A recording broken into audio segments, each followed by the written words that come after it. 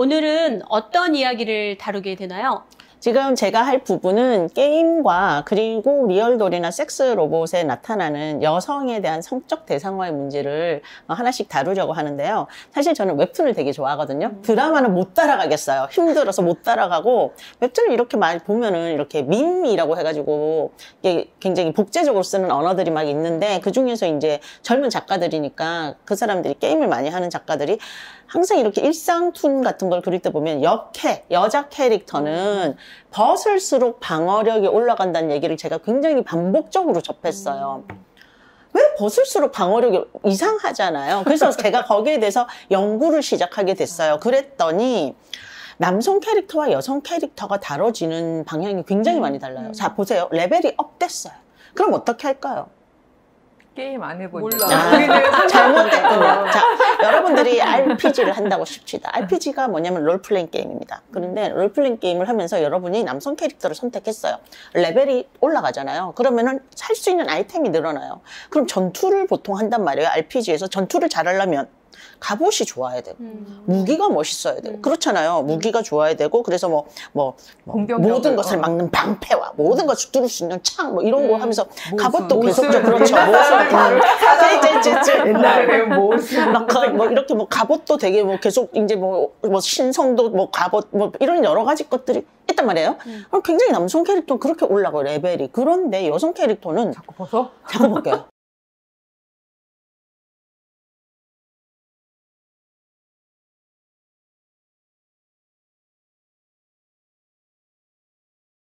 레벨이 올라갈수록 벗겨요. 그러면 죽잖아. 전투 안 죽어.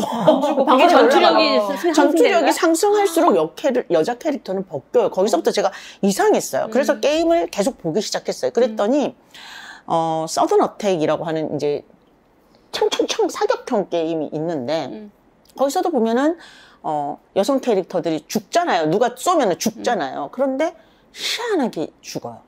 약간 성적인 굉장히 음란한 포즈로 죽고 어떻게 상상을 할 수가 없네. 찾아봐야 돼.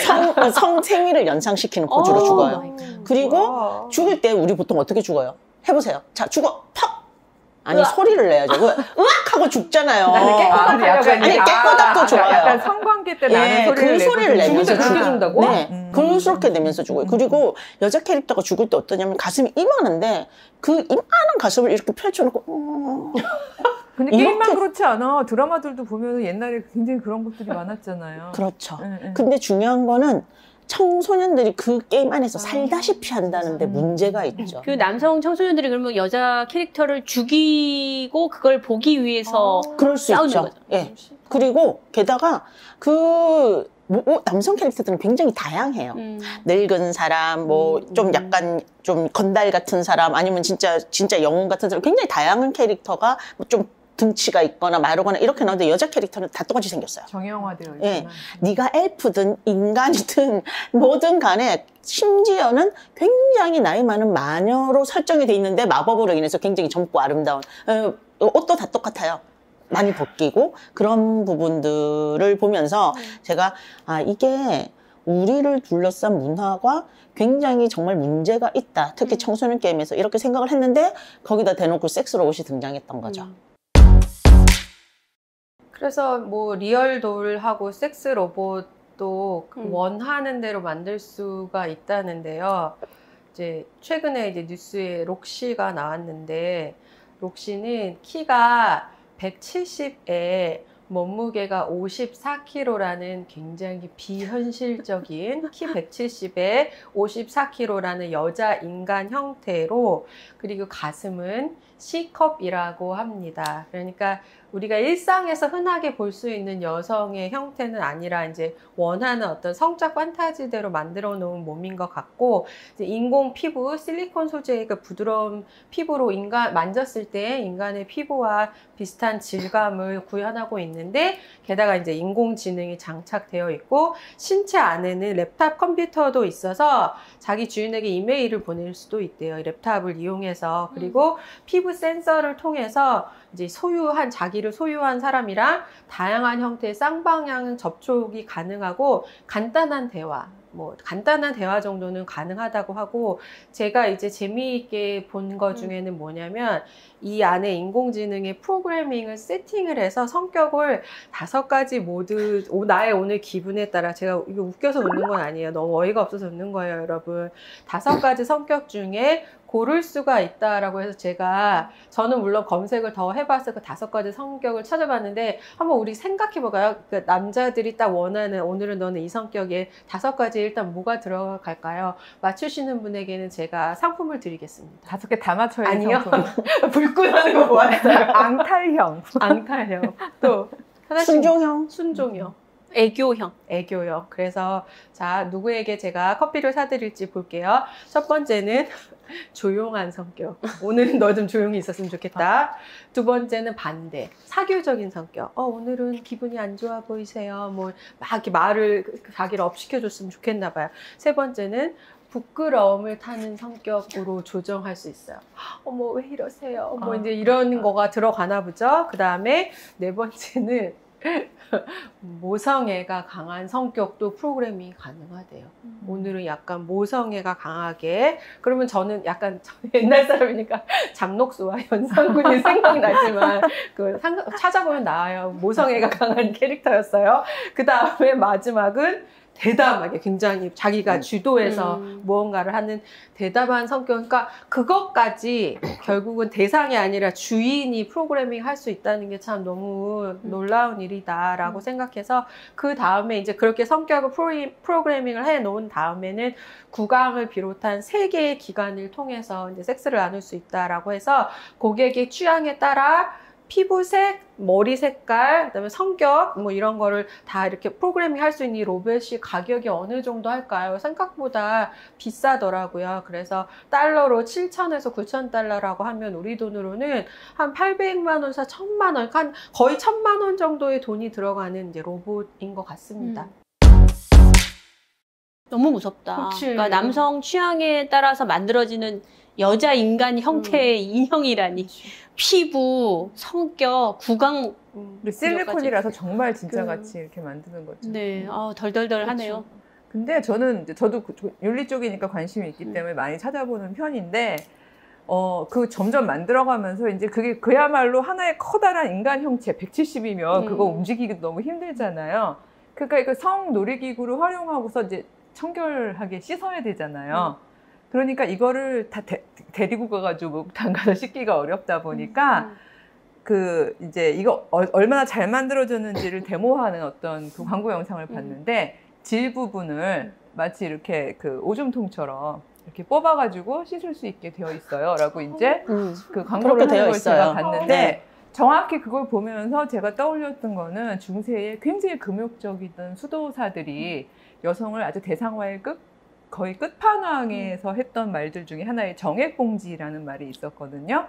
그러니까 하나님의 그 형상, 거룩한 형상을 닮은 남성의 정액을, 그 신성한 정액을 받는 자라는 그릇 이미지로만 사용했던 그런 중세의 버전이 실리콘화 되는구나라는 생각이 들면서 올드 앤 뉴, 그러니까 여기 지금 다 들어가 있다는 생각을 많이 했었는데, 생각보다 이런 매체의 발전이 점점 더 형상화할 뿐이지 기본 사고 구조가, 남자들이 가지고 있는 사고 구조가 전혀 달라지지 않았다는 점. 그리고 어떤 면에서 역설적으로 이제 이 리얼한 진짜 인간 여성들이 그렇게 못 해주고 있는 거잖아요. 그러니까 정액 봉지로만 축소되지 않는 하나의 인격체로서 자기 주장을 하고 있는 이런 사회가 되다 보니까 이제는 그 대체물로서, 그러니까 하나의 그냥 정액 봉지처럼 축소되는 그런 섹스 로봇이나 리얼도를 더 선호하는 것이 아닌가, 이런 생각이 들어요.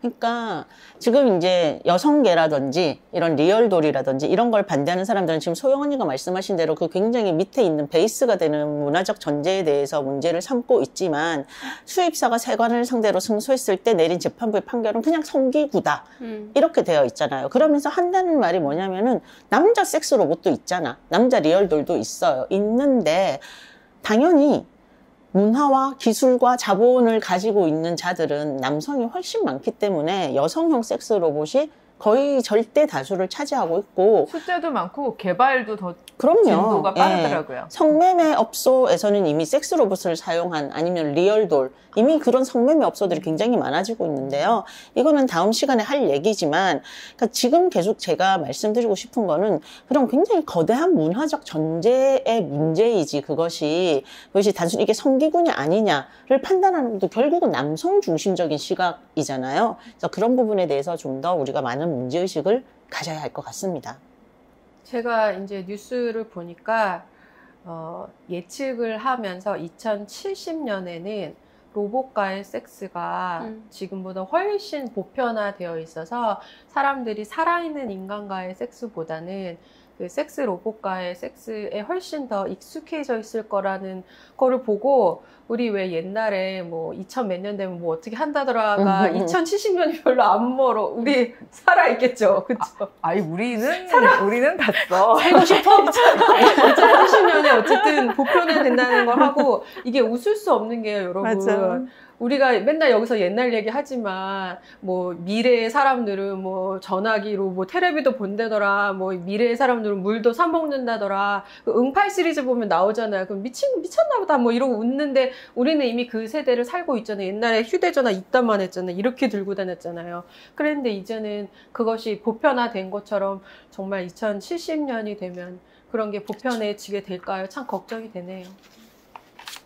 근데 사실 아까 자본 권력이나 문화 권력 얘기도 해줬지만 그러니까 그 자본과 그 권력을 가진 사람들이 무엇을 생산하느냐의 문제인데 이렇게 단계별로 가면 하나랑만 싸우면 되잖아요. 이제 이 다음 단계의 적. 이게 지금 교차되면서 점점 커진다는 게 문제인 게 얼마 전에 그러니까 서울 근교에 있는 어떤 그 관공서에서 임산부들한테 나눠주는 무슨 물건 봉지에다가 태교신기 1장 몇 절인가 막 이런 그 구절을 넣었는데 거기에 보면 10년 가르친 스승님보다 10달 배에 품은 엄마의 공이 훨씬 더 크고 10달 배에 품고 기른 엄마의 공보다 하루 낳아주신 아버지의 공이 크다라는 그 이렇게 이 문장이 적혀 있는 거였는데 이거 정말 너무 전근대적인 문장이 지금 우리가 이 섹스 로봇을 이야기하고 있는 이 과학기술 혁명에 같이 교차하면서 동시에 공존하는 거잖아요. 그렇죠. 그러니까 이런 것들이 계속 축적되면서 만들어진 일종의 패키지. 그러니까 얼마나 큰 영향을 미칠까를 생각해 보면 우리가 정말 나노 단위로 쪼개가면서 분석해야 되는 필요성이 있는 것 같습니다. 다음 시간에 계속 우리가 이야기를 하면 더 좋을 것 같아요. 이런 이야기들. 다음 시간에 계속 나오겠습니다. 다음 시간에 만나요. 구독, 좋아요.